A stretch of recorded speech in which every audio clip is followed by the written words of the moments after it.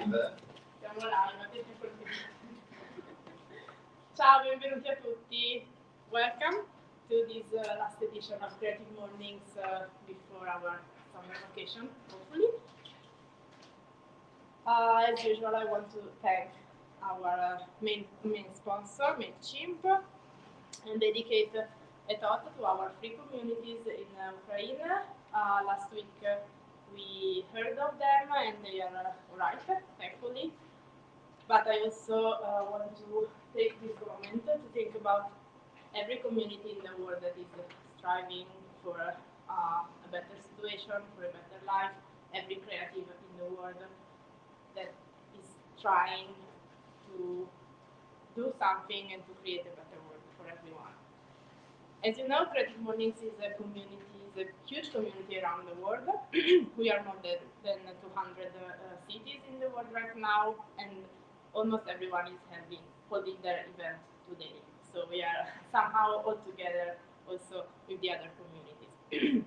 I also want to thank you, our team, especially Laisa and Nicola, who are here, but also Silvia and Paola, and hopefully the next people who will come in the next season. Today, we really want to thank Tangiti, who, in the person of Andrea, for example, who is here. And you cannot see, but you will see him in another occasion. And Tangiti is a great design studio, but for Creative Mornings is also a great group of friends because they helped us recreating our community after the COVID stop. So Tangiti has been our new home for these people, for these starting months of the new community after the lockdown. So I really want to thank you all, thank Tangiti and the people of Tangiti. Yes, that are here. Sorry. So Andrea, you can come here, for example, so I can thank you in front of the camera, for example. Thank you. So our collaboration with Tangiti will go on. We will see again together in November, because we will have an event together with our Munich community. So let's see again in November here. I also want to thank our new sponsor, Nubo. They have a network of smart working places for everyone, and we are going to hold some of our events in their places too. Next one will be in Ostello Bello. So I will see you at the end of August, at the starting of September for the new event. So this is the manifesto of Creative Mornings. You already saw it many times, but just for this time I want to read it all together. So I don't know if someone wants to read a couple of lines with me. I'll start. Everyone is creative. A creative life requires bravery and action, honesty and hard work. We are here to support you, celebrate with you, and encourage you to make the things you love. We believe in the power of community. We believe in giving a damn. We believe in face-to-face connection, so the one we are developing here, in learning from others, what we will do with Bianca, in short, in hugs and high fives. We bring together people who are driven by passion and purpose, confident that they will inspire one another and inspire change in neighborhoods and cities around the world. Everyone is welcome. Thank you for being here. The topic of this month is spirituality. Jeddah chapter chose this month exploration of this theme, and Bayan Yazin illustrated the theme. Spirituality is a word that comes from Latin, from a word that means air, breath, and wind.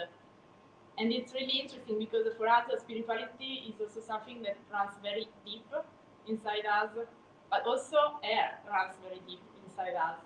And air can be really strong, really difficult, a strong wind, for example, but it's also something deeply necessary to us to survive, and not just to survive, but to live.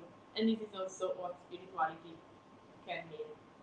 But with Bianca, who I call to come here, please, we will explore a specific problem of spirituality, which is our digitalized world and the relationship between the digital and spirituality. Do they have a link? Do they have something in common? Do they can work together or whatever? So welcome to Bianca Bonetti. Thank you. Super. Okay, let's change everything. Voila.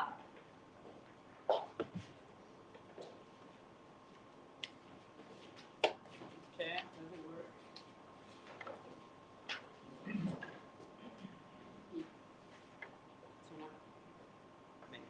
Good. Well, first of all, good morning all, and thank you for being here. Of course, thanks for good morning, the Milan team. I'm super happy to meet all of you in person. And the most important thing, all of you that came today, this super hot, crazy Friday. So I'm super excited to be here today because it was very important to read the manifesto again. I started participating in Creative Mornings 11 years ago in Geneva, and the community has always welcomed me. I was able to find some very old pictures of me 19 in Creative Mornings Geneva, and then when I moved to Rome, they also welcomed me. So it's really important as a family to be here, and for me to be on stage kind of today. So, well, I just wanted to thank all of you to be part of this amazing community. So a few months ago, Maria Clara called me and she invited me to be a speaker for this theme, spirituality, and we're brainstorming about it. We're talking about what is spirituality, what we can talk about, and the first thing that comes out, it's actually this book concerning the spiritual in art. This book was released by Kandinsky in 1910, so the very early years of the 20th century. And it's a philosophical book that is not talking about art in particular, but it's talking about spirituality. So what happens is that the artist presents himself as a prophet of a new epoch, of a spiritual epoch. But why? Let's contextualize it. So we're talking about these early years of the 20th century where there's this crisis of religion and collapse of science, morality. Everything is collapsing around him, right? So it's the time for the contemporary man to stop looking in the exteriority of the world and start looking within, what's happening inside himself, right? So what I can get from this experience is that pieces of art are abstract, but it means that it does not come from the mediation, from the rational. It really comes from the inside. My personal reading of this book, of this philosophical text, is that when everything around you collapses, what's inside you? And if you think about it, what was your first encounter with your own spirituality? For me, it was with mathematics. I was 13 years old when I decided to study math. Then I continued into my classical studies. Classical, for the one word of Italian, means literature studies here in Italy. And then when I was 19, I moved to Geneva to study math. I set out to study this amazing subject that I love. And people would ask me, why did you study math? Like, are you coming from another planet? Why are you studying math? And my answer will always be, because it's pure order, it's beautiful, and there's always a solution. For me, this was so magical, right? And then I'm in Geneva, this beautiful new life, meeting a lot of people, and I look at my life, and there are two different kind of realities. there is this abstract reality where everything is just perfect. It makes total sense, right? You put this, and this ingredient, and you get an amazing solution. And then there is real life reality, right? And it's a mess. There are expectations, emotions, people. People, they do what they're not supposed to be doing in your abstract dogma rule universe, right? So for me, it was like I was looking at my life. There was this huge rupture between the two universes I was living in. I think this was for me really the first time I was asking myself, okay, what is spiritual for me? And this in my life led me towards art in this particular moment of life. In general, in our culture, spirituality is often associated with religion. So I wanted to here showcase a development of religion throughout all the history of humankind. And what is interesting is what, as Harari says, religion is our greatest invention, because the truly unique trait of a sapiens is our ability to create and believe fiction, right? So animals, they use their communication system to talk to each other about an objective reality, so what's happening. We use our communication system to create new realities. If I can make an example, money, for example, right? So there is this objective reality that is what's happening in real life, subjective reality, what's happening inside me, and then intersubjective reality. So we decide that this is real. Italy is real today, right? So let's say what Harari says is that religion is any system of norms and values that is founded on supernatural laws. These laws can be divine or they can be natural. And now that all the divine laws are going into eclipse, let's say, in the last decades, in the last centuries, there are other new religions that are taking more space, and they will become more and more prominent in the next few years.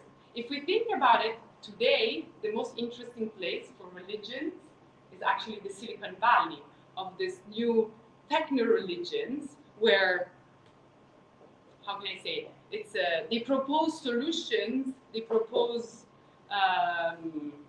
paradise on earth thanks to new technologies. So we are all connected, and I decided to put a small star here because all represents 2/3 of the human population on Earth. Let's not forget that we live on the lucky side of the world.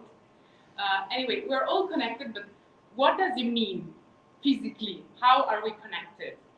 We're connected by cables. In 1858, two steam-powered ships met in the middle of the Atlantic Ocean, physically, and they connected the first huge cable of about like 4,000 kilometers that was connecting Europe with North America. And then the Queen sends a message of congratulations, great, we're now connected.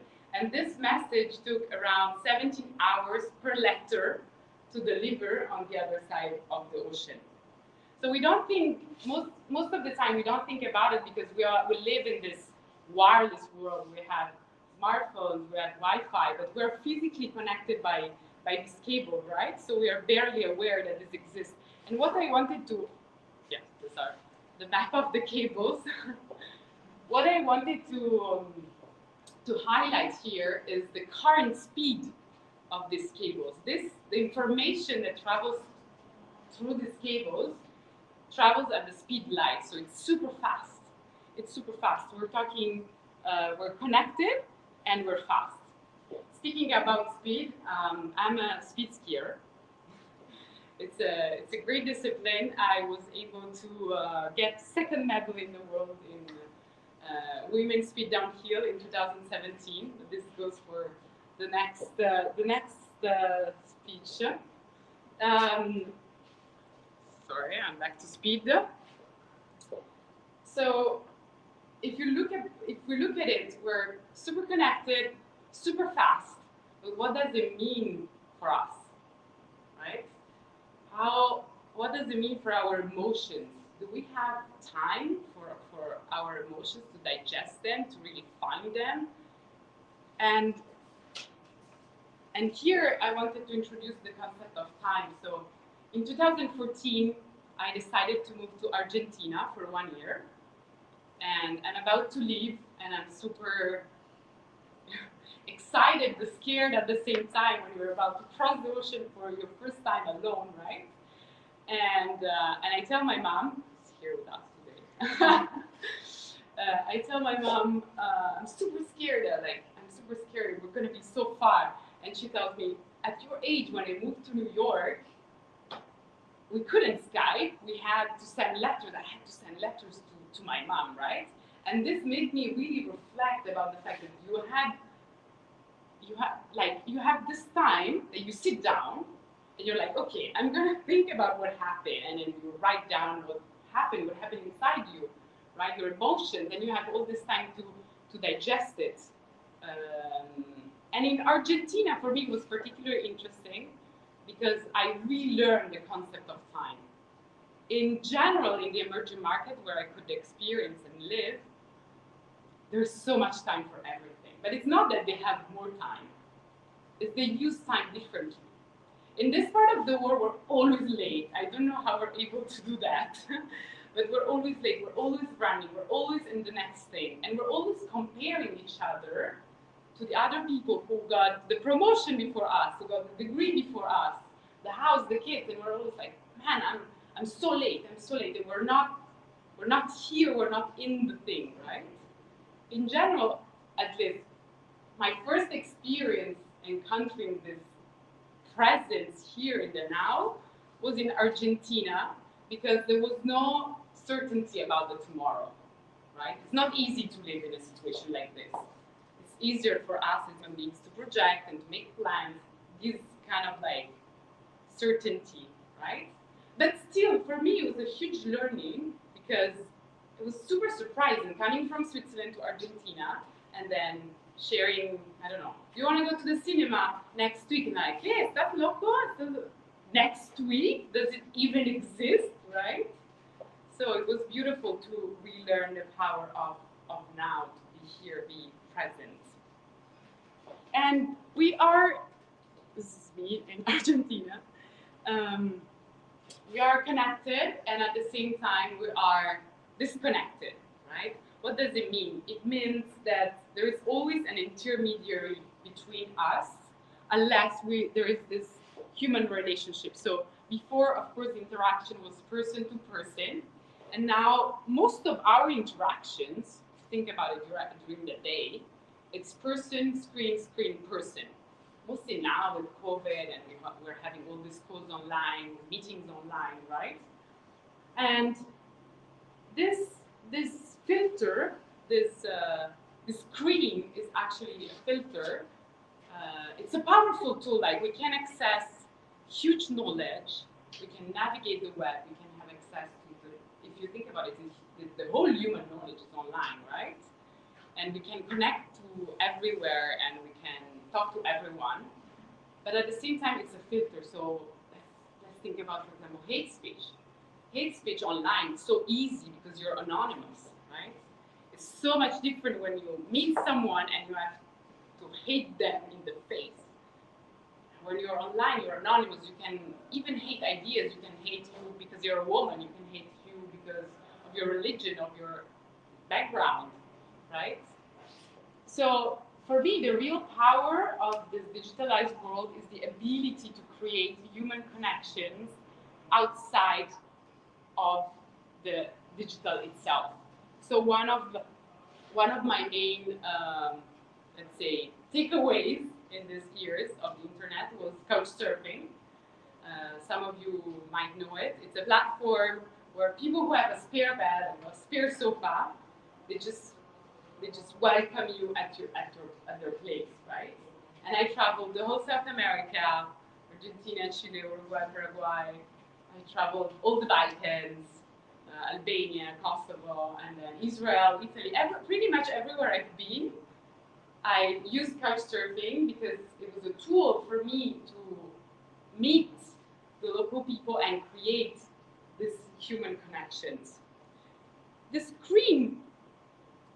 wanted to bring here this artwork. It's a screen produced by Fabio Mauri. Fabio Mauri is a famous Italian artist. I used to work for him when I moved to Rome. And he's one of the most prominent voices in the Italian post-war artistic period.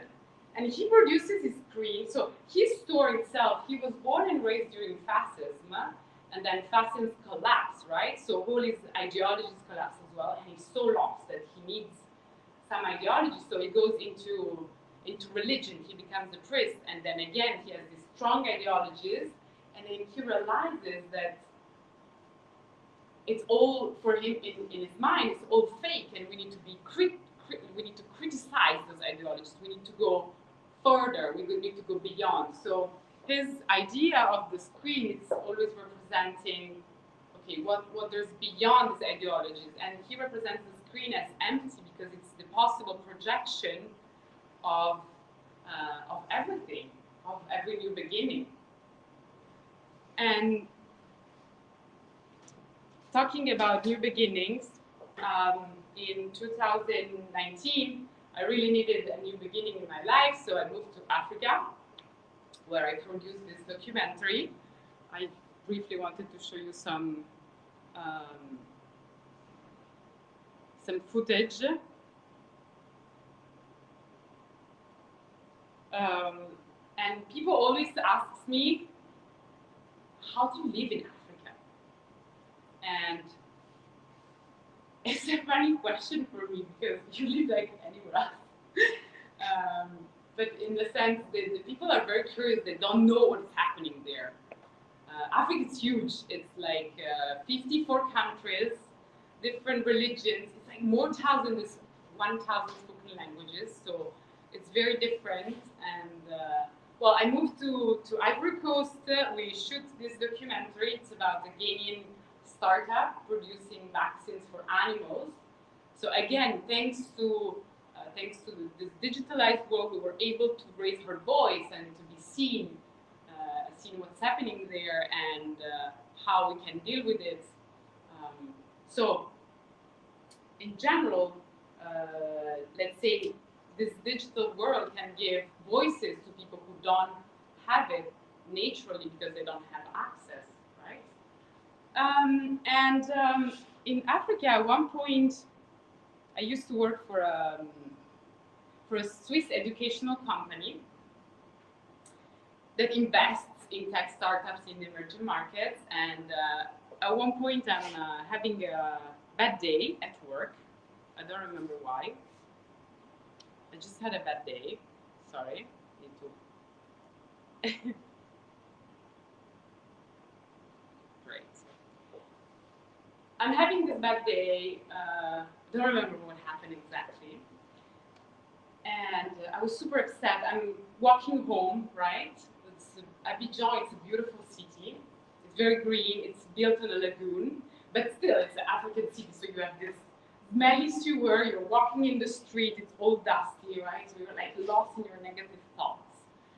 And there's a girl in the street, and she's wearing this beautiful walks, and she's carrying her baby on her back, right? And I think she's saying goodbye to someone. And then this someone replies something, and she started laughing. She's laughing like crazy. She's filling the whole road with her laugh, right? And she really made me smile. And I thought, why? Like, today I had a hot shower, I had a warm meal, I had a clean toilet, and I had the roof. There is nothing to be upset or worried or anything about it, right? And I realized in this moment how contagious was her laugh, how a smile can be contagious, a laugh, an act of kindness, everything we give is contagious. So even when we give negative, we receive also negative, right? So let's contaminate the world with love and with creativity and with all these beautiful weapons, if I can say, love weapons, right? So before Maria Chiara mentioned that spirituality comes from inspirare, that it's our root of respirare, so our breathe. And this spirare actually it's a light blow, like, right? It's the blow that means we are actually alive. So our body is alive because it's blowing. And it makes me think about, well, I studied ancient Greek, and in Greek you say psyche, right? It's the root of psyche. Yeah, I was very bad at pronouncing Greek. Everybody knows. And so the idea is that there was no disconnection between body and soul. In the ancient Greek mythology, there's this unique thing. There is the body with the blow, and then there's the body that is dead.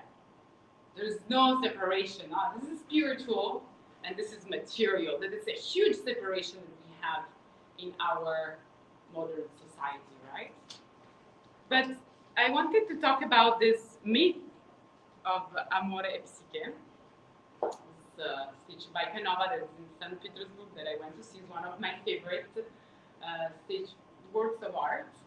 And the story of this myth represents the soul that's seeking love, and with this love, with the god, Cupid is a god, it's reuniting with the divine unity, right?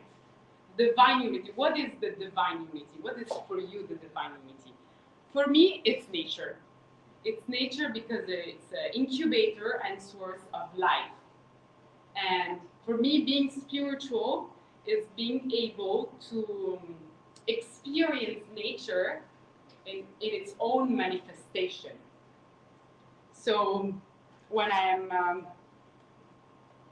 for example, when I'm surfing a wave, I am myself.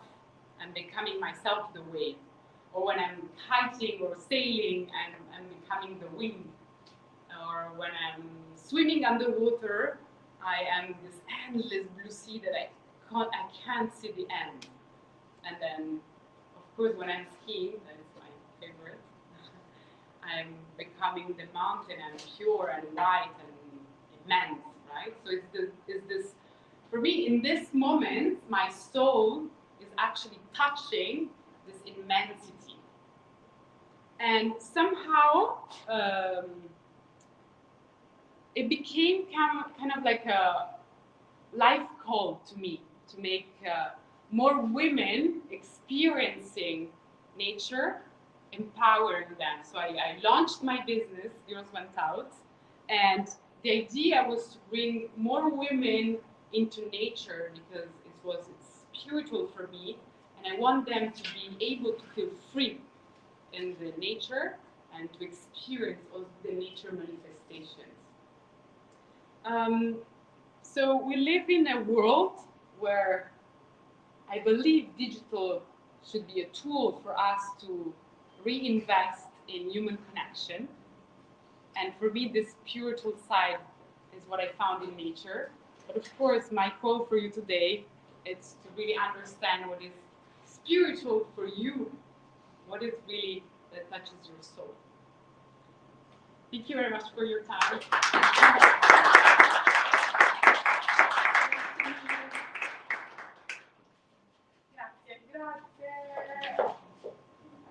Thank you very much. Thank you. So,